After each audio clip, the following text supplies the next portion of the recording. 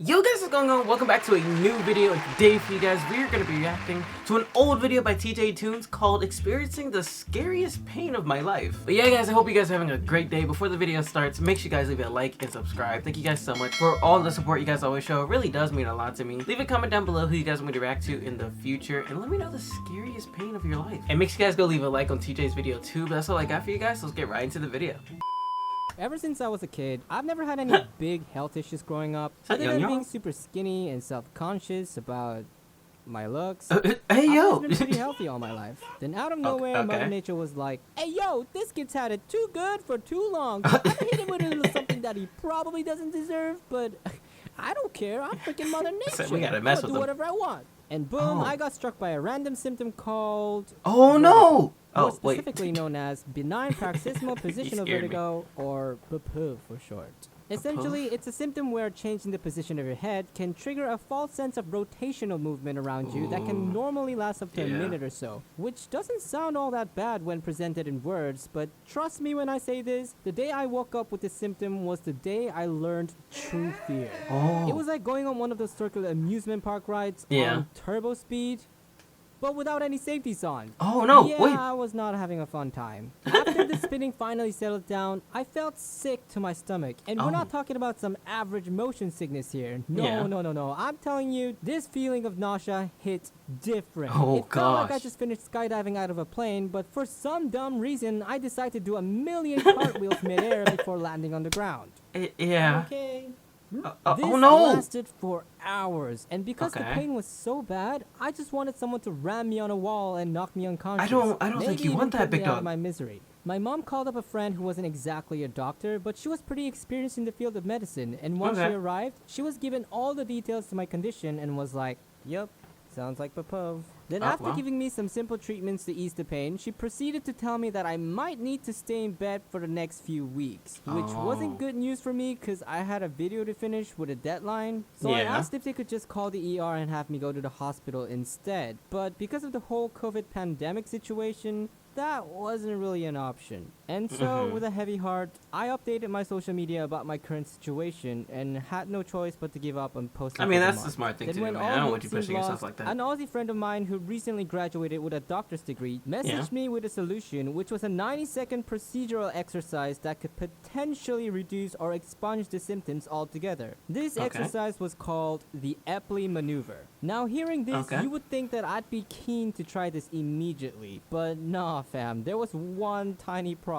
It was the word potentially. This meant that the effects weren't exactly foolproof, and to me, that just wasn't gonna cut it. I mean, there was no way I was gonna go through 90 freaking seconds of deadly spinorama if it wasn't gonna work 100%. So I thanked my friend and decided to take the longer route to recovery and hope that somehow the BPV would just disappear on its own over time. Besides, all I had to do was just lie down in bed and relax, and maybe even binge some anime while I'm at it. I mean, that's the life. It didn't seem that bad. Several days later. So, how are you feeling? Oh no. I wanna die.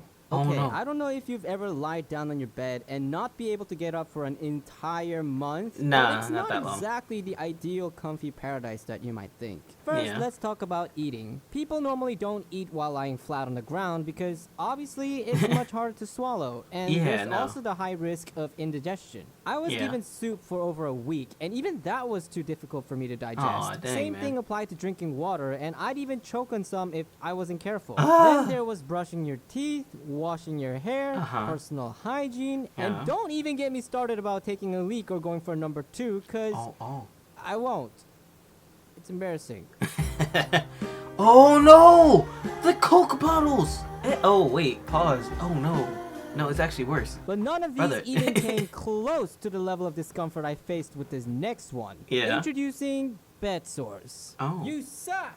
Now, you might not have had a chance to develop one of these bad boys, because, well, you've probably never had to lie down on your bed for more than a day or two. But to put it simply, bed sores are painful aches and ulcers that form on the area of your skin that are under heavy pressure from lying down in bed for a long period of time. In order to ease some of the pain, I had to constantly shift my weight to distribute the pressure around the back of my body, which helped a little bit in the beginning, but at some point it just stopped working and my whole body felt this constant wave of agony that not only affected my mood, but I can't even recall how many times I've cried myself to sleep just because of how sad of a state I was in. I gotta tell you, this was probably one of the most miserable times of my life. And you're probably sitting there thinking, well, TJ, you did this to yourself. If only you hadn't done the airplane maneuver at the start, you would have never had to go through such an ordeal. But hear me out. You have to understand, for me, going through another one of those spinning doom sensation meant death itself at the time. And my brain desperately sought for other methods, even if it meant having to endure a month's worth of physical and mental torture. However, after a month, I was finally driven to a corner, and at this point, it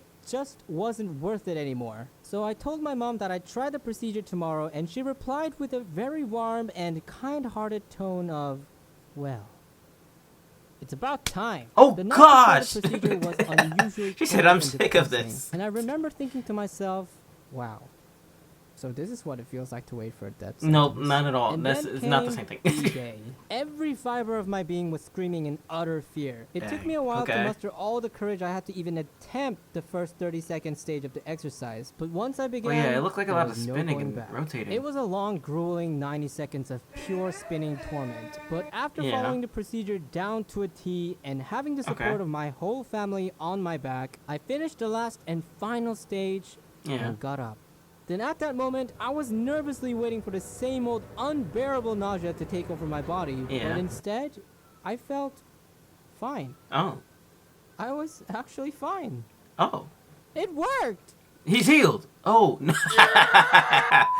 Although my body wasn't in tip-top shape, the freedom I felt for the first time in weeks was beyond heavenly. And the recovery process that followed right after still took a while, but it was only a matter of time before I could hold my pen again and start working on my videos. Looking back on this now, I still have no idea what caused the perv in the first place, but I decided I wouldn't take any more chances, so I've carefully given more thought into taking better care of my health and really learned to appreciate all the little things in life, even if it's truly as simple as getting up from your bed. Yeah, guys, that's the end of the video. I hope you guys enjoyed. Again, make sure you guys leave a like and subscribe. Go over to TJ's video too and leave a like there. But that's all I got for you guys. I'll talk to you guys in the next one. See ya.